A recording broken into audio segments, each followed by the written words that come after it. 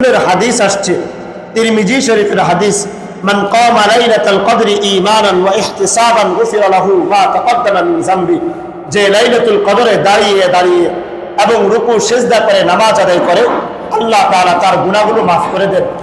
লাইলাতুল কদরের 2 রাত অতিবাহিত হয়ে গিয়েছে, আরো মোটামুটি 3টা রাত্র আছে। আমরা পুরা বেজর রাত্রিগুলোতে কিয়ামুল লাইল তথা রাত্রির শেষ ভাগে কদরের নিয়তে 2 রাকাত করে নফল নামাজ পড়ব। এ হলো প্রথম আমল।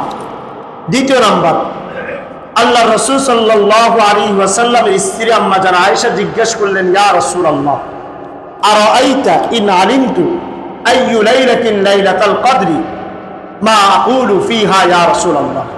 নবীজি, আমি যদি লাইলাতুল কদর পেয়েও যাই, যদি আমি জানতে পারি এই রাত্রটা লাইলাতুল কদর, তাহলে আমি কি করব? নবীজি বললেন, তুমি বেশি বেশি বলবে আল্লাহুম্মা ইন্নাকা আফুউন তুহিব্বুল আফওয়া ফাআফু আন্নী।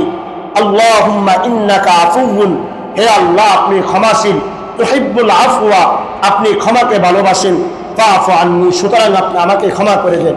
এই দোয়াটা বেশি বেশি পড়া। এজন্য বেজর রাত্র জোর রাত্রিগুলোতে এবং নামাজের মধ্যেও বেশি বেশি এই দোয়াটা পাঠ করা।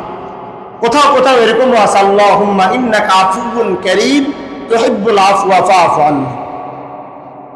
তৃতীয় নাম্বার, হাদিসের মধ্যে বুখারীর হাদিসের মধ্যে আসছে ইদা দাখালাল আশরু মিন রমাদান, যখন রমজানের শেষ দশক চলে আসে তো নবীজি সাল্লাল্লাহু আলাইহি ওয়াসাল্লাম শাদ্দা মিজারাহু, নবীজি তার কোমরের মধ্যে গামছা বেঁধে নিতেন তথা ভালোভাবে ইবাদতের জন্য প্রস্তুতি নিতেন। ওয়া আইকাযা আহলাহু ওয়া আহইয়া লাইলাহু, নবীজি রাত্রি জাগরণ করতেন এবং তার পরিবারদেরকে জাগিয়ে দিতেন, অর্থাৎ নিজেও ইবাদত করতেন, তার পরিবারদেরকেও জাগিয়ে দিতেন। এজন্য আমরা অন্তত চেষ্টা করব এই যে সময়গুলো আছে এগুলোতে তাহাজ্জুদের নামাজের পাবন্দি করার জন্য ছেলে মেয়েদেরকে অভ্যস্ত করব। সর্বশেষ আল্লাহ রাসূল সাল্লাল্লাহু আলাইহি ওয়াসাল্লাম ইতিকাফের জন্য বললেন এবং রাসূল বললেন তাহাররু লাইলাতুল কদরি মিন আশরিল আওয়াখির মিন রমাদান, তোমরা রমজানের শেষ দশকের বেজর রাত্রিগুলোতে লাইলাতুল কদর তালাশ করো।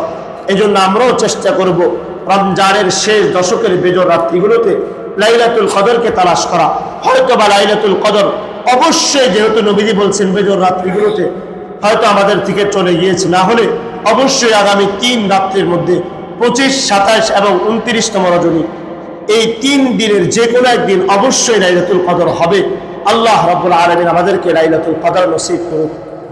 সম্মানিত হাজিরিন, হয়তো এটা আমাদের শেষ জুমা হতে পারে অথবা